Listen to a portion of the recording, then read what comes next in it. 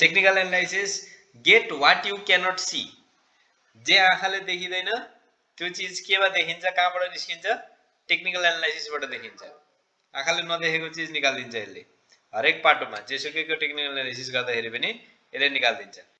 अब यो डल्लो गरौँ त, डल्लो कतिवटा छ, अन्डा कतिवटा छ, 6 वटा कि 7 वटा कि 5 वटा? हो यही हो, हेर्दाखेरि 2टा हो कि 5 वटा हो कि 7 वटा हो कि 8 वटा जस्तो देखिन्छ, तर टेक्निकली एनालाइसिस गरेर के देखिन्छ, जतिवटा त्यति देखिन्छ है त। अघि पढेँ म। अब टेक्निकल एनालाइसिस के हो त? अब यहाँ हेर्नुस् ल, त्यहाँ एउटा कराई छ, तलबाट आगो बल्दैछ हो, कराईमा के छ, हिस्टोरिक मार्केट डाटा लेखिरहेछ त्यो त। अब त्यसमा 3टा आगो मध्ये एउटा आगो के हो, क्वान्टिटेटिभ एनालाइसिस, नम्बरहरुको एनालाइसिस, अर्को मार्केट साइकोलोजी, अर्को बिहेभियरल इकोनोमिक्स हो। यो 3टा दाउराको आगो कसमा बालेको छ, हिस्टोरिकल मार्केट डाटामा बालेको छ। त्यो गर्दा के निस्किन्छ, टेक्निकल एनालाइसिस निस्किन्छ। बुझ्यो? टेक्निकल एनालाइसिसमा के गर्ने रहेछ, historic market data. Historic market data कहाँबाट आउँछ, मार्केटबाटै आउँछ। यो मार्केटमा जुन जुन प्राइसहरु सेट भएको हुन्छ, हरेक दिनको ओपनिङ प्राइस हुन्छ, लो प्राइस हुन्छ, हाई प्राइस हुन्छ, क्लोजिङ प्राइस हुन्छ, कतिवटा ट्रेड भयो, कति भोल्युमको ट्रेड भयो, कति प्राइसमा भयो, त्यो सबै डाटा कहाँ हुन्छ, मार्केटसँग हुन्छ। टेक्निकल एनालाइसिसले भइसकेको कारोबारको डाटालाई समात्छ, त्यसमा क्वान्टिटेटिभ एनालाइसिस गर्छ, मार्केटको साइकोलोजी स्टडी गर्छ, अनि बिहेभियरल इकोनोमिक्सको आधारमा पनि चेक गरेर उसले के प्रेडिक्ट गर्छ भने अब फ्युचर कस्तो हुन्छ भनेर प्रेडिक्ट गर्छ उसले है। बुझ्यो? यति कुरा बुझ्यो? पुरानो डाटालाई पकाएर फ्युचरलाई प्रोजेक्सन गर्ने। अघि बढौँ, पोको पारेर फाल्दियौँ त्यसलाई। attempts to predict future price movement, भोलिको दिनमा अथवा अबको प्राइस कता जान्छ, कसरी गर्छ, applied to charts in order to identify entry and exit point for potential traders।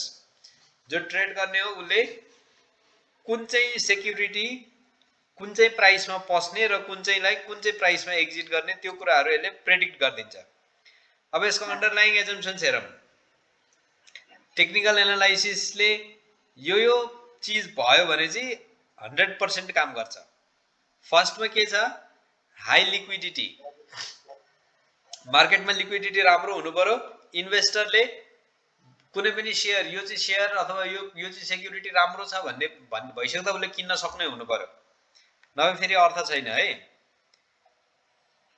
जस्तै अब भनौँ नेप्से इन्डेक्स एउटा बेन्चमार्क यसले सेट गरिसक्यो 2700 को, भोलि त्यस्तै के भयो बजार घट्यो रे, मानौ 2000 मा आएर घट्यो हैन, इकोनोमिक कन्डिसनहरु पोजिटिभ देखिरहेछ, ट्रेन्डहरु हेर्दाखेरि सबै चीज ठीक छ, त्यो हेर्दाखेरि सरसर्ती यसो हेर्दाखेरि आफैले पनि कुरो सुन्दाखेरि 2000 मा छ 2700 त पुगेकै हो, 2500 कसरी नपुग्ला भन्ने त सबैलाई आउँछ नि त हैन। तर मार्केटमा लिक्विडिटी छैन भने के हुन्छ, अपर्चुनिटी देखेर पनि मान्छेले इन्भेस्टमेन्ट गर्दैन। त्यही भएर अन्डरलाइङ एजम्पसनमा पहिलोमा के आउँछ, लिक्विडिटी, मान्छेसित इन्भेस्टेबल फन्ड चाहिँ हुन पर्छ। दोस्रो, नो आर्टिफिशियल प्राइस चेन्ज। यो आर्टिफिशियल प्राइस चेन्ज संसारभरिको मार्केटको समस्या हो। ब्रोकरहरूले मिलेर अथवा अरू प्लेयरहरूले मिलेर अगडम अनेक थरी गरेर मार्केटको प्राइसलाई इन्फ्लुएन्स गरिरहेको हुन्छ, त्यस्तो चीज छैन भन्ने मान्छ टेक्निकल एनालाइसिसले। अर्को एक्सट्रिम न्यूज, जुन न्यूजहरुले चाहिँ मार्केटलाई राम्रै प्रभाव पारिरहेको हुन्छ। जस्तै अस्ति के भयो, लकडाउन हुने हल्ला चल्यो, लकडाउन हुने हल्ला चलिसक्दा नेप्से घट्यो, सब बजार बन्द हुने रहेछ भनेर, भोलिपल्ट फेरि समाचार आयो नेप्से चाहिँ खुल्लै राख्दिने भन्न आयो, हुर्र बढिया। यस्ता न्यूजका इम्प्याक्टहरु पनि टेक्निकल एनालाइसिसले समात्न सक्दैन। अर्को, market has processed all available information, जुन हामीले हिस्टोरिक प्राइस भनेर भन्यौ नि अघि, हिस्टोरिक प्राइस एन्ड डाटा, त्यो हिस्टोरिक प्राइस डाटामा चाहिँ सबै इन्फर्मेसन छ, त्यहाँ चाहिँ केही पनि मिस भएको छैन भन्ने कन्फर्मेसन हो। सबै चिज आएको छ भने बल्ल के हुन्छ, त्यसको एक्सट्र्याक्ट राम्रो आउँछ। गिगो भन्छ नि, गार्बेज इन गार्बेज आउट। कबाडी हालेको छ भने कबाडी नै निस्किन्छ। त्यस्तै गरी मार्केटमा यदि सबै डाटा प्रोसेस भएको छ भने टेक्निकल एनालाइसिसले च्याप्पै समात्छ, तर यदि त्यही भएको छैन भने त समात्दैन। All information is reflected in the price chart. हिजोको दिनमा जे भएको थियो त्यो सब चिजको रिफ्लेक्सन प्राइसमा आएको छ, प्राइसबाट केही पनि छुटेको छैन।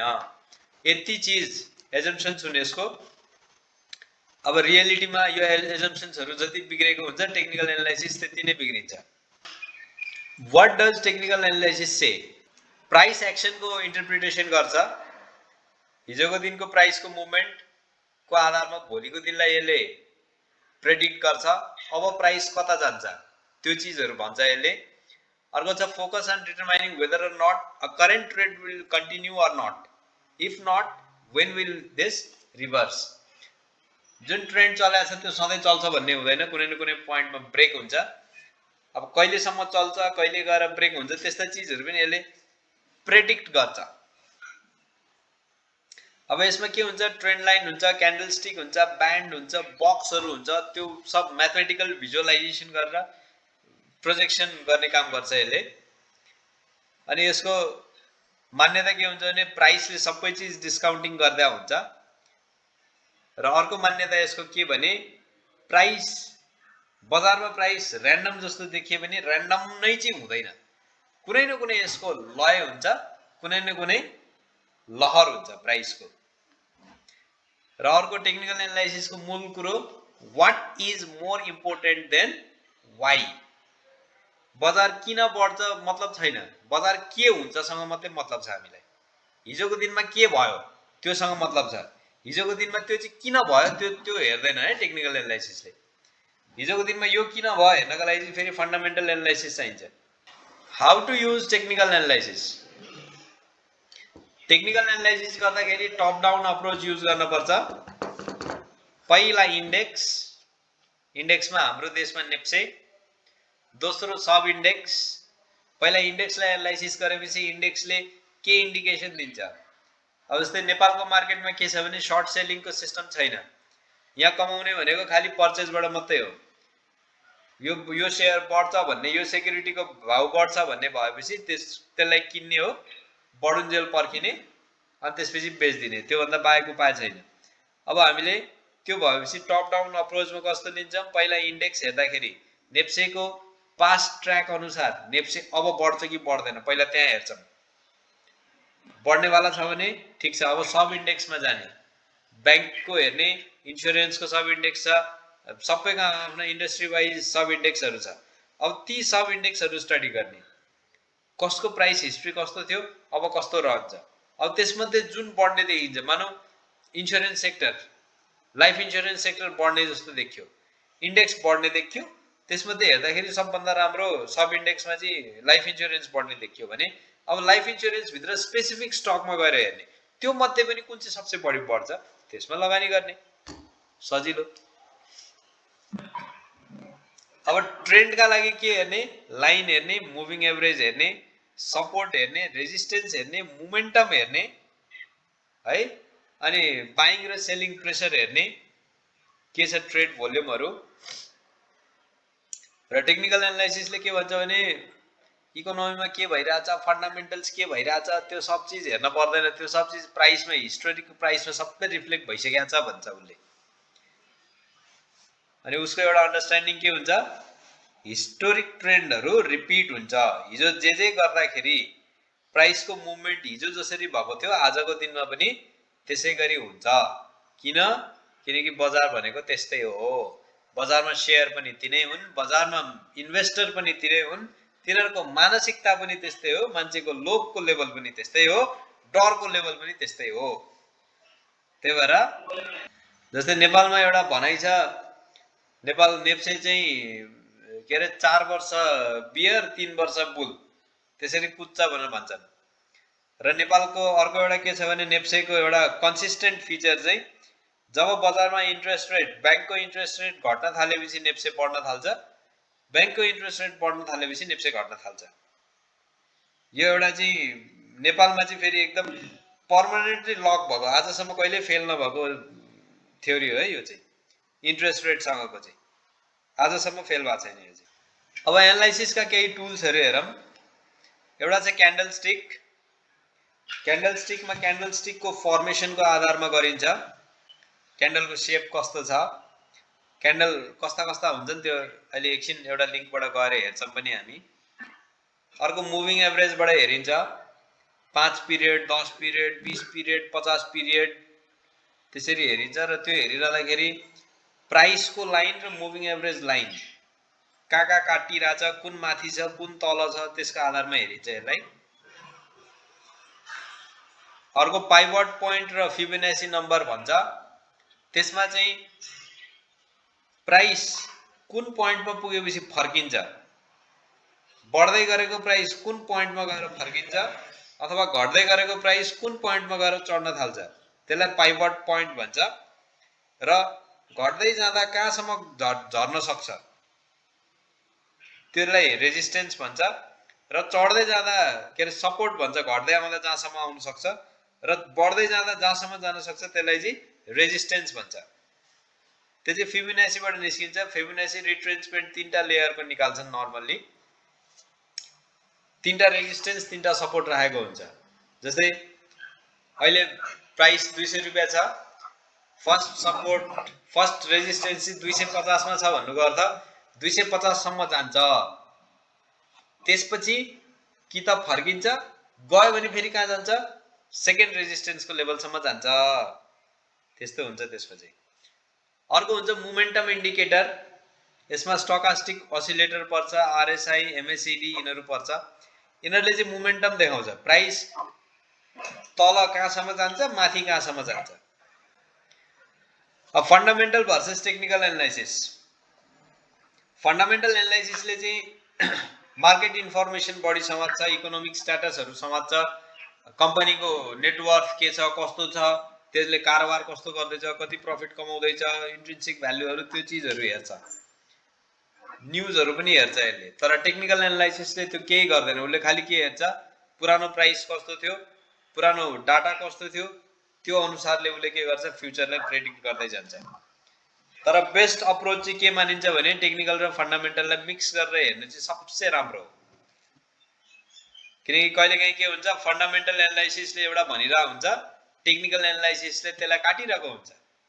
कहिलेकाहीँ टेक्निकल एनालाइसिसले अब यो चाहिँ बढ्छ बढ्छ बढ्छ भनेर देखाइदिरहेको हुन्छ, तर फन्डामेन्टल एनालाइसिसले त्यसलाई चटचुट पारिदिन्छ। होइन, टेक्निकल एनालाइसिस लङका लागि पनि काम लाग्छ, लङ टर्म इन्भेस्टमेन्टका लागि पनि। सर्ट टर्म इन्भेस्टमेन्ट त हेर, अहिले म देखाउँछु नि यहाँ ट्रेन्डहरूले टेक्निकल एनालाइसिस कहाँ गएर फेल भएका छन्, फेल भएका केसेसहरू पनि देखाउँछु मैले होइन। टेक्निकल एनालाइसिसलाई एकदम त्यस्तो पुरा पक्का पक्की मानेर पनि हुँदैन। जस्तै अब टेक्निकल एनालाइसिसबाट निस्क्यो प्राइस बढ्छ भन्ने निस्क्यो, तर कहिलेसम्म बढ्छ त, कहाँसम्म बढ्छ त्यो चाहिँ थाहै हुन्न कि फेरि। अनि यो सर्ट टर्मका लागि भन्ने हुँदैन टेक्निकल एनालाइसिस। जस्तोसुकै इन्भेस्टमेन्ट गर, सर्ट के अरे टेक्निकल र फन्डामेन्टल दुइटैको कम्बिनेसनमै गर्नुपर्छ। टेक्निकल एनालाइसिस स्ट्रङ हुनुको आधार के भने प्राइसमा फोकस गर्छ यसले। अर्को सप्लाई र डिमान्ड हेर्छ यसले, सप्लाई र डिमान्ड हेरेर त्यो अनुसारले प्राइसको मुभमेन्ट प्रेडिक्ट गर्छ। सपोर्ट र रेजिस्टेन्सको एनालाइसिस गर्छ, झर्दाखेरि कहाँसम्म झर्छ, बढ्दाखेरि कहाँसम्म बढ्छ त्यो हेर्छ। र प्राइसको हिस्ट्री पिक्चरमा प्रेजेन्ट गरिदिन्छ यसले। र यसले एउटा के पनि सघाउँछ भने मार्केटमा कुन प्राइसमा इन्ट्री गर्ने, कुन प्राइसमा मार्केटबाट एक्जिट गर्ने, त्यो कुराहरू पनि यसले इन्डिकेट गरिदिन्छ। त्यो कारणले टेक्निकल एनालाइसिसलाई अब लिमिटेसन, एनालिस्ट बायस्ड। टेक्निकल एनालाइसिसमा कति केसेसमा कति इन्स्टान्सेस त्यस्तो आउँछ जहाँ चाहिँ जसले एनालाइसिस गरिरहेको उसको हातमा पुग्छ कुरो। सिनेरियोहरू देखाइदिन्छु म अहिले। जस्तै मुभिङ एभरेजले बाई गर भनिरहेको हुन्छ, तर यता एमएसिडीले चाहिँ होइन अहिले बाईको पोजिसन छैन भनेर भनिदिरहेको हुन्छ। त्यस्तो बेलामा के हुन्छ, अब एनालिस्टले जे भन्यो त्यही भइदिन्छ। इन्टरप्रिटेसन चाहिँ प्राइस त जे पनि हुन्छ, प्राइस आफ्नो ठाउँमा छ है फेरि। यो होइन कि टेक्निकल एनालाइसिस गर मैले प्राइस समाते भन्ने होइन। प्राइसको आफ्नै डाइरेक्सन हुन्छ, यो खालि प्रेडिक्ट गरेको मात्रै हो, ज्योतिषीकोमा गएर हात देखाए जस्तो मात्रै हो यो। अनि अर्को यसको लिमिटेसन ओपन टु इन्टरप्रिटेसन। म चाहिँ टेक्निकल एनालाइसिस गर्छु मैले कमाउँछु होइन। हिस्टोरिक प्राइस डाटा सबैसँग हुन्छ, त्यही भएर जसले पनि एनालाइसिस गर्न सक्छ, जस सबैका लागि खुल्ला छ टेक्निकल एनालाइसिस। त्यही भएर मैले चाहिँ टेक्निकल एनालाइसिस गरेर यस्तो पत्ता लगाएँ भन्नुको कुनै त्यत्रो ठुलो अर्थ छैन, अरूले पनि थाहा पाइसकेका हुन्छन्। Too late for action. कुनै एउटा इन्डिकेसन देख्यो, अब प्राइस बढ्छ भन्ने इन्डिकेसन देख्यो होइन। अब इन्डिकेसन देखिएपछि त्यसको एभिडेन्स हेर्न लाउँथ्यो कि यसले। अन्त एभिडेन्स हेरेपछि आफूले इन्भेस्ट गरिसक्दाखेरि बिचमा मार्जिन चाहिँ छुटिसकेका हुन्थ्यो। जस्तै के हुन्छ भने एउटा म भनिदिन्छु, एउटा हेड एन्ड सोल्डर प्याटर्न भन्ने हुन्छ। अन्त हेड एन्ड सोल्डर भने चाहिँ कस्तो भने एउटा पिक बन्यो, पिक बनेपछि अलिकति स्टेबल चल्यो, फेरि अर्को पिक समात्यो, त्यसपछि झर्यो, लगभग उस्तै लेभलमा पुरानै लेभलमा आयो, फेरि अलिकति एउटा सानो पिक बन्यो, त्यसपछि प्राइस झर्यो। हेड एन्ड सोल्डरको ट्रेन्ड नै के हो भने हेड एन्ड सोल्डर पछि प्राइसको रिभर्स मुभमेन्ट हुन्छ। यदि डाउनवर्ड हेड छ भने प्राइस चढ्छ, अपवर्ड हेड छ भने प्राइस घट्छ। तर पर्खिनेले के पर्खिनु पर्यो, एउटा सोल्जर बन्यो त्यसपछि हेड बने जस्तो देखियो। अब हेड बनेर झरेर फेरि सोल्जर बनुन्जेल त पर्खिनु पर्यो नि। त्यति बेरसम्म त के हुन्छ, पिक प्राइस त मिस भइसकेको हुन्छ। त्यो समस्या हुन्छ यसमा। अहिले आउँछ त्यो चिज पनि हेर्छौँ हामी। Always another level or trend. हामीले ट्रेन्डको एनालाइसिस गर्यौं, तर सँगसँगै अर्को ट्रेन्ड पनि चलिरहेको हुन सक्छ, अथवा लगत्तै अर्को एउटा ट्रेन्ड आउन सक्छ। अर्को ट्रेडर रिमोर्स। ट्रेडरको आफ्नो साइकोलोजीले पनि कहिलेकाहीँ छुट्टै काम गरिदिन्छ, क्यान बी मिसइन्टरप्रिटेड। हेर्दा हेर्दै एनालाइसिस गर्ने मान्छेले कहिलेकाहीँ मिसइन्टरप्रिट गरिदिन्छ, कुनै एउटालाई समातेर कुदिन्छ। जबकि भनौँ न, अब मानौँ 5 वटा इन्डिकेटर छन्, 5 वटा इन्डिकेटर मध्ये कुनै उसले एउटा मात्रै हेरो, एउटाले चाहिँ फेभरेबल देखाइरहेछ, अरू 4 वटाले चाहिँ हुँदैन भन्दै थियो, त्यस्तो केस पनि हुन सक्छ। Maybe predicted on low volume. कहिलेकाहीँ सानो भोल्युममा डाटा हामीले लिँदै चाहिँ थोरै समयको डाटा लिएर एनालाइसिस गरेको छ भने त्यसले पनि रिजल्ट राम्रो दिँदैन। जस्तै हुन्छ नि कहिलेकाहीँ कम्पनीहरूको यो मर्जरका लागि, विशेष गरी नेपालमा चाहिँ मर्जरको केसमा देखिन्छ त्यो सिचुएसन। मर्जर गर्ने बेलामा मार्केटमा ट्रेडिङहरू बन्द गराइदिएको हुन्छ, अनि मर्ज भएर आइसकेदाखेरि हिस्टोरिक मार्केट डाटा त हराउँछ, किनकि ट्रेडिङै भएको हुँदैन। त्यस्तो केसेसहरूमा यो चिज टेक्निकल एनालाइसिसले काम गरिदिँदैन। अनि पिरियड मिसम्याच परिदिन्छ। जस्तै अब आफूले एनालाइसिस गर्यो, एनालाइसिस गर्दाखेरि भनौँ न अब डेली चार्टमा आफूले एनालाइसिस गरेछ। अब डेली चार्टमा आफूले एनालाइसिस गरेपछि पर्खिँदा पनि डेली नै पर्खिन पर्ने हुन्छ। कहिलेकाहीँ मान्छेले के गरिदिन्छन्, जस्तै अब विकली चार्टमा एनालाइसिस गरिदिन्छन् अनि रिजल्ट चाहिँ डेलीमा खोजिदिन्छन्, आउटकम सोचे जस्तो आउँदैन।